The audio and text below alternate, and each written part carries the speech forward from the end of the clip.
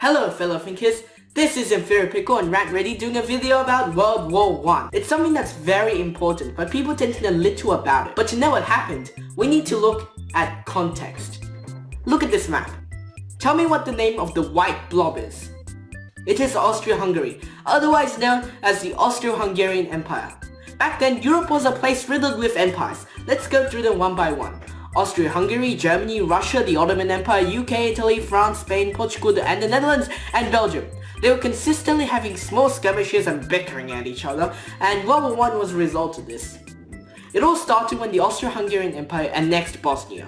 Of course, they had been occupying it for the odd 100 years or so, but they finally formally annexed it to become part of their territory. Serbia was pissed off, as it was one of the Balkan states, and Bosnia used to be its friend. So 7 guys from a Serbian terrorist group decide to assassinate the heir to the Austro-Hungarian Empire, Archduke Franz Ferdinand.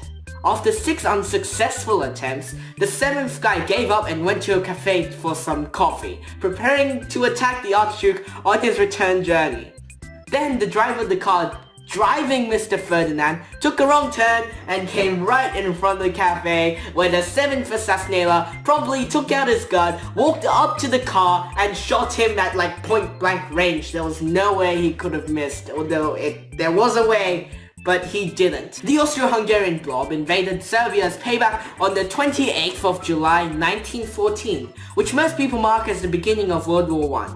Funny thing was, their entire army was on harvest break and they hadn't mobilized yet. Just kinda like saying, I'm gonna beat you up now, and they're waiting to eat a sandwich or to like look at your phone before actually beating that someone up. Unfortunately for Austria-Hungary, but fortunately for Serbia, Russia joined Serbia's side. Then Germany joined Austria-Hungary in self-defense. This caused France to join on Russia's side.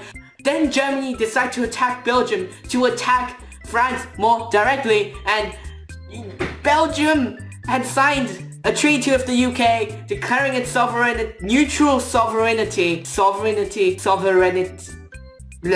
about 100 years ago, and that's how the UK came into the war. It's a thing. Soon after this, the Ottomans joined as part of the secret alliance with Germany, even though it's just pretty obvious. These two sides were called the Axis and the Allies and included all the colonies that these mega powers owned. Look at the colonies, they like go around the whole world. It's not even... Just because these countries involved in World War I joined the war for a legitimate reason doesn't necessarily mean they joined solely for that reason. All of these empires are striving to cut each other down to size, and many considered this a perfect war to do so. Thousands flocked into the war. Now you have to understand, this is the time of imperialism and prestige from battle. Like you kill someone and you're like, I'm so romantic. Yes, that was a mindset back in the 1914, in the 1910s.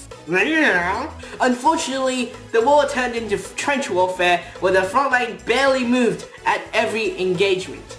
Trench warfare involved both sides digging holes into the ground to provide a defense from oncoming firepower. When the soldiers were commanded, they charged at the enemy's trench with air and tank support while being mowed down by machine guns, poison gas, and hooked on barbed wire. Romantic, ain't it?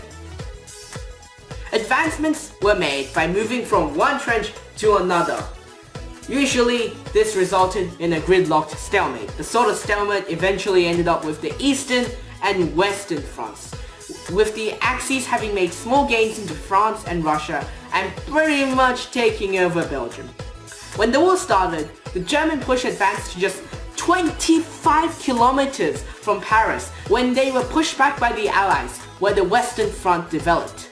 On the east, while Russia made gains into the Axis, they were quickly pushed back and held there until it collapsed from the February Revolution, which started the October Revolution, which sparked the communism movement and made the Russian Empire into the Soviet Union. Good times. The Ottomans also made gains into Russia's territories and won the Battle of Gallipoli, fought by the Anzacs, but were defeated in the south by a combination of Allied armies and an Arab rebellion. Bulgaria, the Ottomans, and Austria-Hungary ended up occupying the Slavic states by the end of the war. The war started to end just as the USA joined on the Allied side. The Germans were eventually pushed back until the Treaty of Versailles on the 11th hour of the 11th day of the 11th month, 1918. I would count, but I can't count to 11 on my hands. Sorry.